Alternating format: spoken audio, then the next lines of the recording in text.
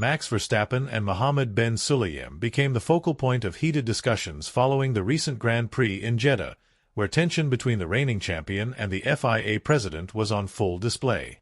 The Dutch driver was visibly frustrated, particularly after a confrontation with Ben Sulayem at the end of the race, an incident that only deepens the growing rift surrounding the most controversial president the FIA has seen in its history. The burning question now is whether Mohammed Ben Sulayem should step down amid the avalanche of criticism he's facing.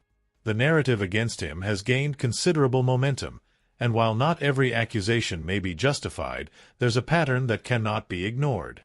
It's increasingly apparent that he lacks the respect of key figures in the paddock, including global icons like Max Verstappen and Lewis Hamilton. And in Jeddah, that disrespect was all too evident. Ben Sulayem has been seen making awkward efforts to remain visible during key driver moments, even lingering in the background during post-race interviews.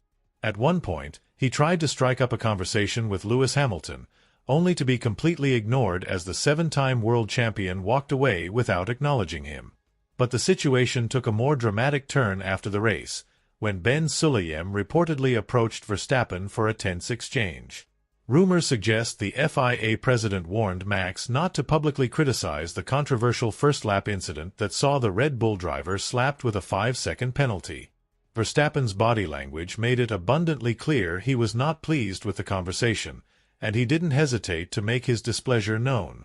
What's becoming increasingly clear is that many drivers are growing resistant to the governing body's attempts to control narratives, especially around the so-called bad language policy.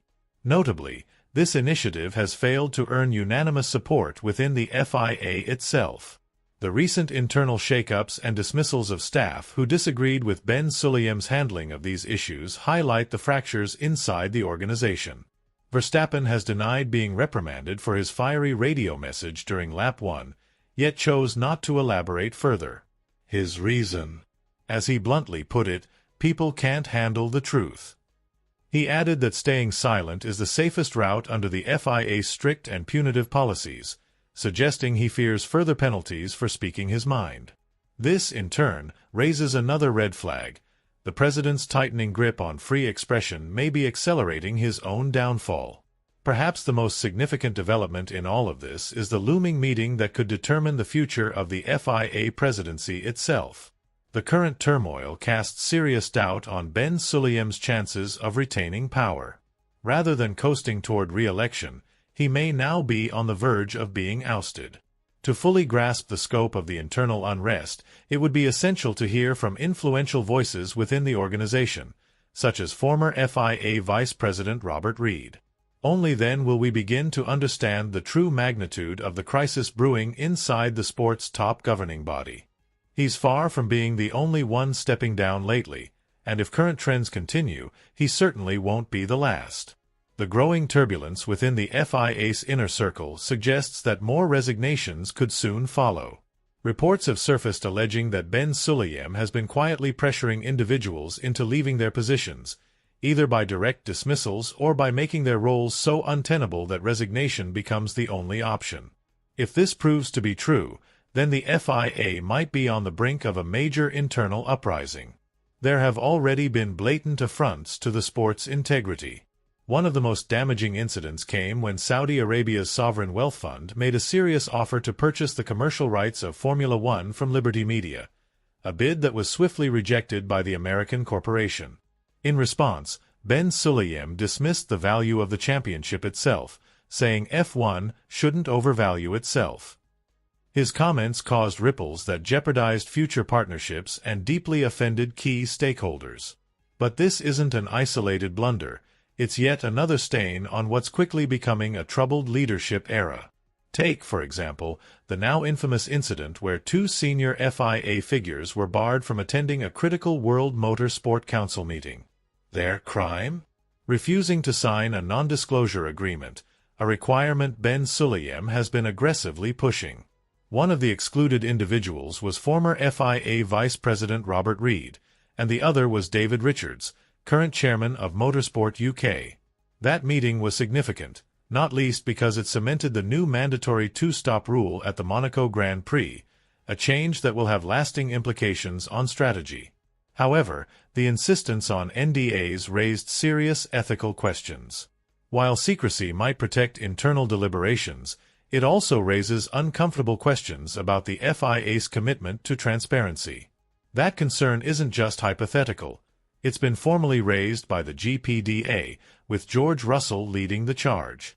Russell, currently one of the most vocal advocates for reform, has made it clear why Reid walked away from the FIA. According to him, Reid simply couldn't align with the decision-making processes currently in place. He felt that the federation was championing standards that made the sport less competitive and more bureaucratically entangled, injecting unnecessary politics into a discipline that should be governed by sporting merit. Unsurprisingly, these resignations and the broader reshuffling within the organization are expected to be major points of contention at the upcoming meeting, a pivotal event where Ben Sulayem is expected to plead his case and try to win back support from high-ranking commission members. But given the trajectory of recent events, there's a legitimate fear that he may be nearing the end of his tenure.